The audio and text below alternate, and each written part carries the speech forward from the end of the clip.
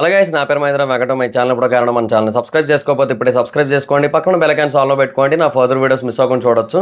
చాలా మంది చూస్తారు కానీ సబ్స్క్రైబ్ చేసుకోవట్లేదు. So please try to subscribe, click the bell icon also. అలాగే మీరు ఇప్పుడు సంపాదిస్తున్న దానికంటే ఎక్స్ట్రా ఇన్కమ్ని సంపాదించాలనుకుంటున్నారా? అయితే మీకున్న బెస్ట్ ఆప్షన్ స్టాక్ మార్కెట్లో ఇన్వెస్ట్ చేయడం. స్టాక్ మార్కెట్లో రైట్ నాలెడ్జ్తో ఇన్వెస్ట్ చేసినట్టయితే చాలా పెద్ద మొత్తంలో డబ్బులు సంపాదించవచ్చు.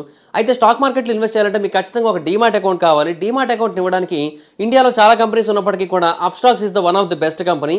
నేను కింద డిస్క్రిప్షన్లో ఇచ్చిన లింక్ మీద క్లిక్ చేసి కనుక మీరు అప్స్టాక్స్లో డీమాట్ అకౌంట్ ఓపెన్ చేసుకున్నట్టయితే మీరు ఫ్రీగా డీమాట్ అకౌంట్ ఓపెన్ చేసుకోవచ్చు. ఇప్పుడే ఆ లింక్ మీద క్లిక్ చేసి అప్స్టాక్స్లో ఫ్రీగా డీమాట్ అకౌంట్ ఓపెన్ చేసుకోండి. మీ యొక్క స్టాక్ మార్కెట్ ఇన్వెస్ట్మెంట్ జర్నీని స్టార్ట్ చేయండి. ఇందులో లాభాలు ఉంటాయి, నష్టాలు ఉంటాయి, గమనించగలరు. తిరుమల వెంకటేశ్వర స్వామి ఎంత పవిత్రమైన ప్రదేశమో, ఎంత పవిత్రమైన భగవంతుడో మనకందరికీ తెలిసిన విషయమే. అండ్ ప్రతి ఏడాది కూడా కొన్ని కోట్ల మంది భక్తులు తిరుమల వెంకటేశ్వర స్వామి దర్శించుకొని ఆయన లడ్డూ ప్రసాదాన్ని అయితే స్వీకరిస్తూ ఉంటారు. అండ్ ప్రపంచంలోని ఎన్నో ప్రాంతాల నుంచి, వేరు వేరు దేశాల నుంచి కూడా చాలామంది ఫారినర్స్ వచ్చి డిక్లరేషన్ ఇచ్చి వెంకటేశ్వర స్వామిని మేము దేవుడిగా స్వీకరిస్తున్నాం, అంటే దేవుడిగా నమ్ముతున్నామని చెప్పి ఒక డిక్లరేషన్ ఇచ్చి స్వామిని దర్శించుకోవడానికి వెళ్తుంటారు. తిరుమలని తమిళ వాళ్ళు కూడా చాలామంది దర్శించుకుంటూ ఉంటారు. ఎందుకంటే ఒకప్పుడు మనం అంతా మద్రాస్ ప్రెసిడెన్సీ కాబట్టి. ఆ తర్వాత ఎంతోమంది ముస్లింలు కూడా తిరుమల వెంకటేశ్వర స్వామిని దర్శించుకుంటారు. ఎందుకంటే బీబీ నాంచారి వాళ్ళ అమ్మాయి అని చెప్పి వెంకటేశ్వర స్వామిని వాళ్ళ అల్లుడని చెప్పి చాలామంది వచ్చి దర్శించుకుంటుంటారు. సో ఇలాగా కొన్ని కోట్ల మంది ప్రతి ఏడాది కూడా తిరుమల వెంకటేశ్వర స్వామిని దర్శించుకొని ఆ లడ్డూ ప్రసాదాన్ని అయితే తీసుకుంటారు. అక్కడికి వెళ్ళిన ప్రతి భక్తులు ఖచ్చితంగా లడ్డూ ప్రసాదాన్ని అయితే తీసుకుంటారు. చాలామంది భక్తులు అన్నదానాన్ని కూడా తింటూ ఉంటారు, అన్నప్రసాదం. సో ఇది జరుగుతూ ఉంటుంది. అయితే ఆ తిరుమల లడ్డూ రిలేటెడ్గా ఒక న్యూస్ అయితే బయటకు వచ్చింది. ఆంధ్రప్రదేశ్ ముఖ్యమంత్రి నారా చంద్రబాబు నాయుడు గారు ఈ విషయాన్ని అయితే తెలియజేశారు. సో అది బేసిక్గా చాలా సెన్సేషన్ అయిపోయి కూర్చుంది. దాని గురించి ఇప్పుడు డిస్కస్ చేద్దాం. కేవలం మన స్టేట్లోనే కాదు, ఇది ఆల్ ఓవర్ ఇండియా సెన్సేషన్ అయి కూర్చుంది. ఎందుకంటే తిరుమల వెంకటేశ్వర స్వామి నిజంగా చెప్తున్నాను కదా, కేవలం ఏదో ఆంధ్ర తెలంగాణ పీపులే కాదు, ఆల్ ఓవర్ ఇండియా వచ్చి దర్శించుకుంటారు. ఇండియాలోని టాప్ 10 ముఖ్యమైన దివ్యక్షేత్రాలు ఉంటే వాటిలో తిరుమల కూడా ఖచ్చితంగా ఉంటుంది.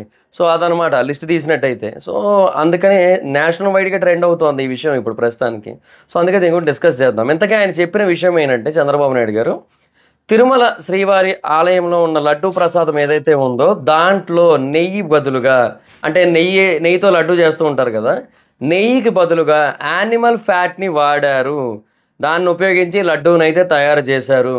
సో అదంతా కూడా గత 5 సంవత్సరాల్లో జరిగింది. అంటే అంతకుముందు వైఎస్ఆర్సీపీ గవర్నమెంట్ రూలింగ్లో ఉన్న టైం ఏదైతే ఉందో ఆ టైంలో అలా వాడడం జరిగింది అని అయితే ఆయన తెలియజేశారు. సో బేసిక్గా ఇదంతా కూడా ఎక్కడ స్టార్ట్ అయిందంటే, ఇష్యూ అంతా కూడా ఇప్పుడు ఒక డీలర్ ఉంటారు కదా, సో ఆ పర్సన్ని క్వాలిటీ ఇష్యూ బేసిస్ మీద తప్పించి మళ్ళీ వేరే వాళ్ళకి అప్పచెప్పడం జరిగింది. సో ఆ తర్వాత ఇష్యూ అంతా కూడా నడుస్తుంది. సో ఇప్పుడు జరిగిందంతా కూడా ఇది అని చెప్పి ఆయన బయటకైతే వచ్చి విషయాన్ని తెలియజేయడం జరిగింది. సో అది పాయింట్ అనమాట.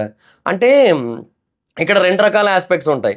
ఒకటి రిలీజియన్ని తప్పుదారి పట్టించడం కోసం, లేదంటే పీపుల్ని తప్పుదారి పట్టించడం కోసం, లేదంటే బ్లాస్ఫెమీ అనే point, what ever it is. మొత్తానికి అంటే జగన్మోహన్ రెడ్డి గారు ఒక కన్వర్టెడ్ క్రిస్టియన్, మనకు ఆ విషయం తెలిసిందే కదా. సో ఆ గవర్నమెంట్ అండర్లో ఉన్నప్పుడు కావాలని ఇలా చేయడం జరిగింది అనే పాయింట్ ఒకవైపు వినిపిస్తోంది. అండ్ ఇంకొకటి ఏంటంటే, లాస్ట్ 5 సంవత్సరాల్లో మనం గమనించినట్టయితే తిరుమలకి సంబంధించి కొన్ని న్యూస్లు అప్పుడప్పుడు అంటే కాంట్రవర్సీ అవుతూ వచ్చాయి, వైరల్ అవుతూ వచ్చాయి. ఏ రకంగా అంటే, అందులో చాలామంది క్రిస్టియన్స్ ఉంటున్నారు తిరుమలలో ఉద్యోగం చేసే వాళ్ళలో. అండ్ తిరుమల కొండ మీద కూడా 1-2 సార్లు ప్రచారాలు జరుగుతున్నాయి, అన్యమత ప్రచారాలు ఇవన్నీ కూడా జరుగుతున్నాయి. అండ్ తిరుమల శ్రీవారికి సంబంధించిన లైటింగ్స్లో కూడా 1-2 చోట్ల ఆ చర్చ్ తాలూకు సింబల్స్, అంటే ఆ ప్లస్ గుర్తు ఉంటుంది కదా, సో ఆ గుర్తు వచ్చినట్టుగా ఉన్నాయి. సో ఇవన్నీ కూడా జరుగుతున్నాయి, ఇవన్నీ కూడా జరుగుతుంది వాళ్ళ వల్ల అనే కైండ్ ఆఫ్ పాయింట్ వచ్చింది కదా. సో ఆ పాయింట్ని మళ్ళీ ఇప్పుడు చాలామంది గుర్తు చేసుకుంటున్నారు. అంటే అప్పట్లో వినిపించిన పాయింట్స్ ఏవైతే వాటిని మళ్ళీ గుర్తు చేసుకుంటున్నారు. అండ్ చంద్రబాబు నాయుడు గారు రీసెంట్గా ఒక స్టేట్మెంట్ ఇచ్చారు. ఇక నుంచి హిందూ ఆలయాల్లో కేవలం హిందువులు మాత్రమే పనిచేసేటట్టుగా చూసుకుంటాను, ఇంకా వేరే మతస్థులు ఎవరు కూడా పని చేయకుండా చూస్తాను, దానికి సంబంధించి రూల్స్ అన్నీ కూడా చాలా స్ట్రిక్ట్ చేస్తానని చెప్పి ఆయన ఆల్రెడీ చెప్పారు. అండ్ అప్పుడే చాలామంది దాన్ని అప్రిషియేట్ చేశారు. డెఫినెట్గా అదంతా కూడా మంచిదే అని చెప్పారు. ఓకే, డన్ అయిపోయింది. సో ఇప్పుడు మళ్ళీ సడన్గా ఈ పాయింట్ అయితే వచ్చింది. అయితే ఇంకొంతమంది రైజ్ చేస్తున్న ఇంకొక పాయింట్ ఏంటి అంటే, దాన్ని ఏదో కావాలని, అంటే హిందూ ఆలయంలోని ప్రసాదాన్ని కల్మషం చేయాలనే ఉద్దేశంతో కాకపోయినప్పటికీ కూడా ఒకవేళ దాన్ని వాడినట్టయితే ఏ ఉద్దేశంతో వాడి ఉండొచ్చు అంటే, ఇప్పుడు బేసిక్గా చాలా చోట్ల వెస్ట్రన్ డైట్లో మనం గమనించినట్టయితే గీకి బదులుగా వాళ్ళు ఈ యానిమల్ ఫ్యాట్స్ని వాడుతూ ఉంటారు. సో దాని టెక్స్చర్ డిఫరెంట్గా ఉంటుంది అండ్ యూనో తక్కువ కాస్ట్లో అయిపోతూ ఉంటుంది. ఇవన్నీ ఉన్నాయి కదా అన్న ఉద్దేశంతో వెస్ట్రన్ డైట్స్లో చాలా చోట్ల ఇది వాడుతూ ఉంటారు. సో అలాగా డబ్బులు తక్కువ చేసుకోవడం కోసం, తక్కువ ఖర్చుతోనే లడ్డు ప్రిపేర్ అయిపోవడం కోసం, ఎక్కువ లాభాలు పొందడం కోసం ప్యూర్ నెయ్యి కనుక వాడినట్టయితే ఎక్కువ ఖర్చు అవుతుంది కదా అన్న ఉద్దేశంతో దానికి బదులుగా ఈ యానిమల్ ఫ్యాట్స్ వాడుండొచ్చు అనే ఒపీనియన్ ఇంకొంతమంది తెలియజేస్తున్నారు. సో అయితే వైఎస్ఆర్సీపీ గవర్నమెంట్ నుంచి జగన్మోహన్ రెడ్డి గారు అయితే మాత్రం దీన్ని వ్యతిరేకిస్తూ ఒక రెస్పాన్స్ అయితే ఇచ్చారు. అసలు అలాంటిది ఏమీ జరగలేదు, ఇది కంప్లీట్గా బేస్లెస్ ఎలిగేషన్, ఇది కంప్లీట్గా తప్పిది, రాజకీయ లబ్ధి కోసం ఇలా చేస్తున్నారు తప్ప అంతకు మించి ఇంకేమీ లేదు అని అయితే తెలియజేస్తూ వచ్చారు. సో ఇది బేసిక్గా ఒక పాయింట్. అయితే ఇంకొంతమంది ఏంటంటే దాని గురించి ఒక కమిటీ వేసి కంప్లీట్గా నివేదికను అయితే తీసుకొని వచ్చి కంప్లీట్గా ప్రూఫ్స్తో మనకు చూపించినట్టయితే అప్పుడు దీని గురించి పూర్తి స్థాయిలో నమ్మగలం అనే ఒక పాయింట్లో అయితే ఇంకొంతమంది ఉన్నారు. ఒకవేళ నిజంగా జరిగినట్టయితే, అంటే నిజంగా యానిమల్ ఫ్యాట్ని కనుక వాడినట్టయితే తిరుమల లడ్డూలో దానికంటే మహాపాపం ఇంకొకటి అయితే లేదు. చాలా అంటే చాలా దారుణమైన విషయం ఇది. సో డెఫినెట్గా దీని గురించి అందరినీ కూడా ఏమంటారు యాక్షన్ తీసుకోవాల్సి ఉంటుంది, అందరి మీద కూడా. వీలైతే అందరినీ అరెస్ట్ చేయాల్సి ఉంటుంది అని మరికొంతమంది రియాక్ట్ అవుతున్నారు. ఒకవేళ నిజంగా జరిగినట్టయితే కంప్లీట్ ఆధారాలతో అందరినీ అరెస్ట్ చేయాల్సి ఉంటుందని చెప్పి కొంతమంది చెప్తున్నారు. అండ్ నేషనల్ పోస్టులు ఉంటాయి కదా, అంటే ఇంగ్లీష్ అండ్ హిందీ పోస్టులు ఉంటాయి కదా పేజెస్, సో వాటిల్లోనేమో చాలామంది ఏమని చెప్తున్నారంటే దేశవ్యాప్తంగా ఇది ఒకటి అలవాటు అయిపోయింది.